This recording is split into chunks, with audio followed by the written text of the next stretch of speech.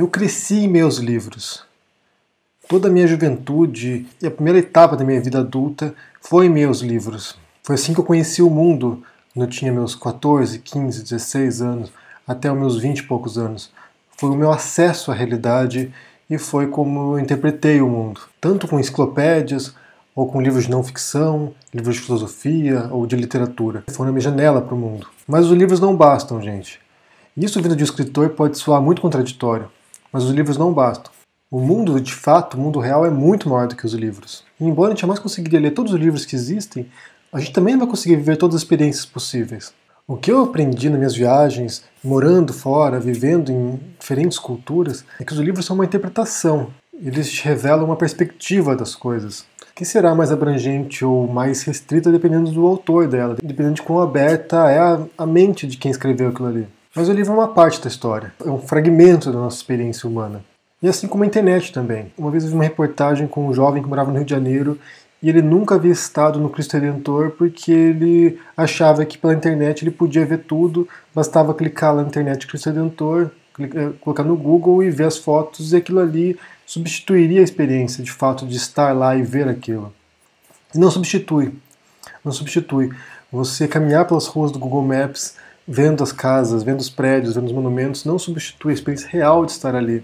Do mesmo modo que você lê sobre o amor, você lê sobre o medo, você lê sobre grandes vitórias, grandes derrotas, não substitui a experiência real de viver essas coisas. O livro não substitui a experiência. Ele pode esclarecer, ele pode iluminar, ele pode trazer uma nova visão sobre aquilo, mas ele não pode jamais substituir aquilo. Talvez o maior exemplo de um escritor que resolveu viver a vida e transformar isso em literatura foi o Ernest Hemingway. Ele é o tipo de cara que é uma figura maior do que a vida, sabe? Ele esteve em duas guerras, primeiro lutando na Primeira Guerra Mundial e depois cobrindo como jornalista na Segunda Guerra Mundial, participou da Guerra Civil Espanhola, ele, sabe, viajou o mundo inteiro, morou em vários países, morou em Paris e fez parte da geração perdida, foi casado 4, 5 vezes, teve uma porção de experiências inacreditáveis, e ele dizia que para você poder escrever sobre a vida, primeiro você tem que vivê-la. Talvez seja um exagero, mas hoje eu percebo como viver é muito importante para você poder escrever depois. Quando a gente é jovem, a gente tem uma noção muito conceitual da realidade, uma noção muito abstrata da realidade. Geralmente temos valores muito absolutos e irredutíveis. Existe o certo e o errado, existem respostas prontas e que são universais e eternas. Mas quando você vai ficando mais velho, quando você vai vivendo as coisas, vivendo os amores, os desamores, ganhando e perdendo na vida, você vai perceber que tudo é meio relativo, que as respostas nem sempre são tão duradouras quanto a gente imagina. Que às vezes aquilo que é verdade hoje, amanhã é uma completa mentira. Eu não sou um adepto da mentalidade de que você tem que viver para escrever aquilo. Eu acho que você pode imaginar, você pode conceber as coisas, viajar para Plutão na sua mente, viajar para outras dimensões, escrever sobre cavaleiros e fadas e dragões. Você não precisa viver isso. Mas eu acho que a vivência ela enriquece demais a nossa experiência. Não apenas como escritores, não. Agora estou falando realmente como seres humanos. Ver as coisas, experimentar as coisas, ouvir. Isso é um processo que transforma você. E isso você não vai encontrar nos livros. Isso você nunca vai encontrar nos livros. O que você vai ver lá são experiências de outras pessoas. São outras pessoas que passaram por aquilo ali, que estão compartilhando com você. Mas isso não vai te fazer com que você viva aquilo também. É preciso que você passe por isso. É preciso que você sofra. É preciso que você se machuque. É preciso que você se arrisque, perca, ganhe e descubra a fragilidade da existência.